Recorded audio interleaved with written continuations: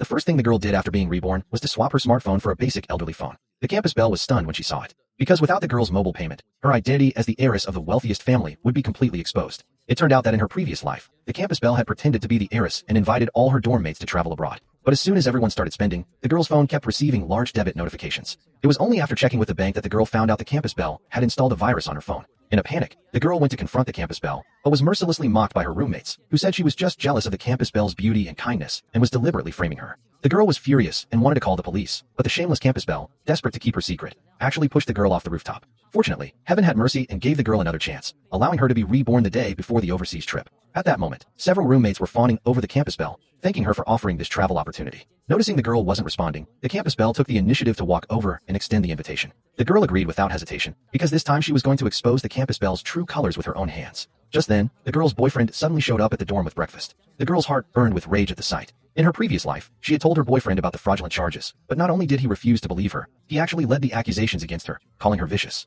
And all of this was simply because the campus belle had bought him a suit worth tens of thousands of yuan, making him mistakenly believe she was really the heiress. Living her life over, the girl swore to make both of them pay. The next day, everyone gathered early at the school gate. To save face, the campus belle had specially booked airport pickup service. Seeing the pickup fee of up to 500,000 yuan, the roommates couldn't help but shower the campus belle with flattery again. Departure time was approaching, but the girl was still nowhere to be seen. The campus belle's face showed growing anxiety, because if the girl didn't show up, she wouldn't be able to install the virus on her phone. Just as the boyfriend was about to call and scold the girl, she suddenly appeared at the gate with her luggage. The roommates immediately started criticizing her for being ungrateful, daring to keep the young lady waiting so long. To please the campus belle, the boyfriend even ordered the girl to kneel down and apologize to her on the spot. Hearing this, the girl picked up her luggage and turned to leave. Just as she expected, the campus belle anxiously called her back, asking everyone to spare her for his sake. The group reluctantly got into the car. 3 hours later, they arrived at their destination. The driver came over and reminded the campus belle that the pickup fee was 500,000 yuan and asked her to pay. The campus belle pretended to take out her phone, but when she opened it, she was shocked. "Oh, Li Fei, my phone's dead. Can I borrow yours?" The girl sneered inwardly, because in her previous life, the campus belle had used the dead battery excuse to borrow her phone and secretly installed the virus.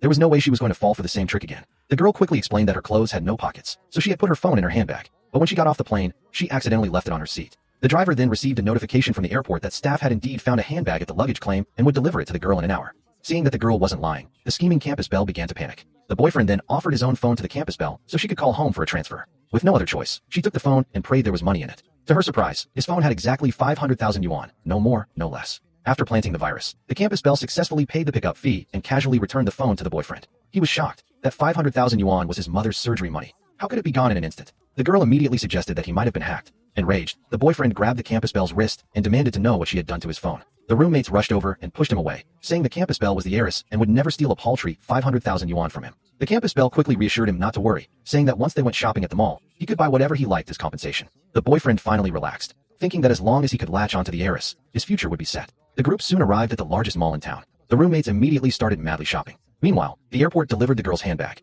The campus belle's face turned sinister. This time, she was determined to bankrupt the girl. The manager, hearing that VIP customers had arrived, came personally to receive them. With the campus belle's silent approval, each roommate picked out over a dozen luxury items. Since they had taken so much, they had reached the mall's maximum spending limit. According to store policy, the group had to undergo a capital verification check. The campus belle's expression changed instantly. She had no money in her account at all. If they verified her funds, she would be completely exposed. So instead, she decided to ring up the purchase right away. The manager reminded her that once the invoice was issued, items could not be returned or exchanged. But the campus belle grew impatient and scolded the manager for not understanding human language. The manager quickly had the staff issue all the invoices. "Here are the invoices. The total comes to 5.23 million yuan. I can apply a discount for you." Without a word, the campus belle slapped the manager, declaring that as the heiress of the wealthiest family, she would never buy discounted items. The campus belle then turned to the girl and asked to borrow her phone to call home for a money transfer. The girl readily agreed and casually handed over her handbag. But just as the campus belle thought her scheme had succeeded, the next second, she was completely dumbfounded. It was an elderly phone,